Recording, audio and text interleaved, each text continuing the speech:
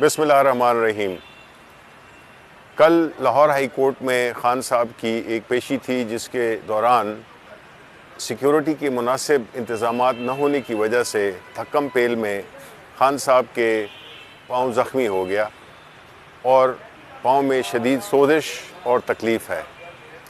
आज हमने Islamabad high court जाना था लेकिन वो तकलीफ़ की वजह से जा नहीं सके, लेकिन अदालत के एहतराम में, जो कि ख़ान साहब ने हमेशा अदालतों का एहतराम किया है, उन्होंने हमेशा कानून की बालादस्ती की बात की है और वो हमेशा आइन को मुकद्दम समझते हैं और अदालतों को मुकद्दम समझते हैं।